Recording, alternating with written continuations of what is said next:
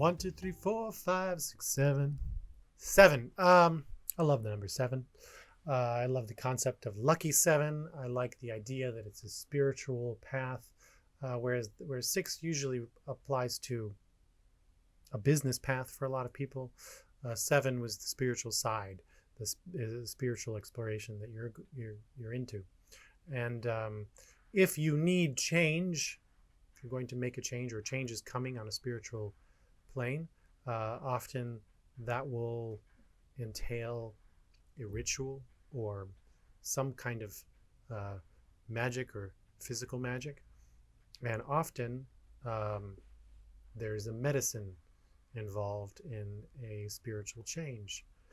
So that's why the Seven of Spades, representing change and connected to spirit or luck, is a mortar and pestle. And you can think of this, which actually is right here. You can think of this as a tool to manifest, a tool to create a potion, to create a medicine, something to help heal or help a spiritual path move from one thing to another. This card can come up as a card for needing medicine in some way, if this is a health-related question. If it's a spiritual related question, it's needing a ritual to move yourself into a new spiritual field or plane. So you think of a change that you need to do something to initiate. It's not going to just happen. It's not going to. If you don't handle it, it's probably going to end up being negative. So you want to do something to create the best change you can. Seven of Hearts, we're talking knowledge and spiritual knowledge. There's a few different cards in this deck that are knowledge-based. There's the book, which is the magic of word and learning through the experiences of others as recorded in words. It's also about secrets. There is natural wisdom, which we could think of as wisdom through reincarnation, which will be the owl card, and wisdom through connection to the universe and to consciousness on a cosmic scale. And then there is the wisdom in nature, in time, and that's what the tree is. The tree is the wisdom of nature and time. And here we have a tree that's from a photograph I found of this spiritual tree in Hawaii. That's where it is.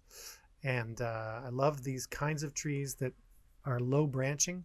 I also love banyan trees. I considered doing a banyan for this as well.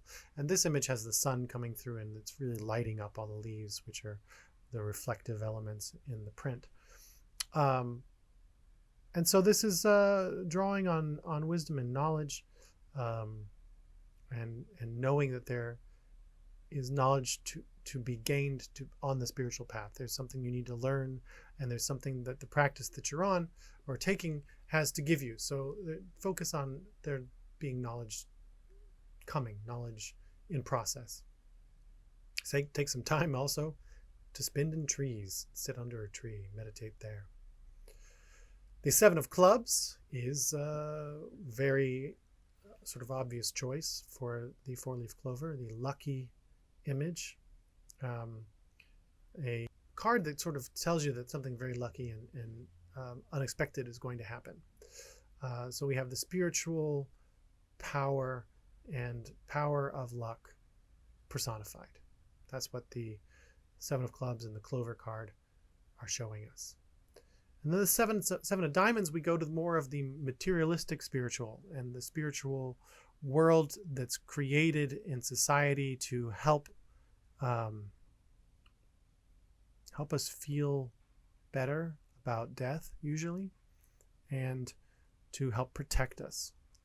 And that's why instead of, for my cross, instead of choosing a Celtic cross, which I thought of for a while, and instead of choosing a Christian cross because I have personal relationship issues with, because that's not my path, although I respect it. My sister is a priest, and I've learned a lot about the Christian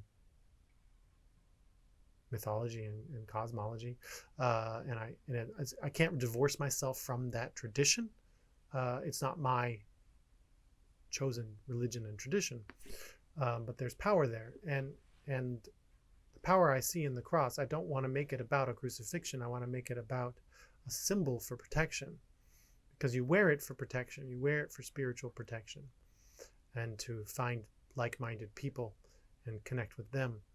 And also, it's a shield, protection from evil forces, a protection from things that have danger, a shield wielded by an angel. And this angel in particular is from Roslin Chapel in Scotland, where I went a couple of years ago. And this is a very mystical and powerful chapel where they believe that the Freemasonry was sort of in its infancy, and that there's a lot of pagan connections to the symbols built into the iconography in the chapel. So it's a cool place to explore. It was made famous through the Da Vinci Code, but there's a lot going on there, and it's a really awesome place. I am a Freemason myself. I don't practice regularly right now. It was since I moved to Hong Kong, I kind of left my New York lodge and haven't joined up with a Hong Kong lodge, but once a Freemason, always a Freemason. But it is part of my path into the structured side of esoteric knowledge and occult practice, was learning and joining the Fraternal Order of Masonic Brothers. That's about it. That's all I got to say about the sevens. I'm happy with these images, and look forward to many years of practicing with them, especially that tree. I love that tree.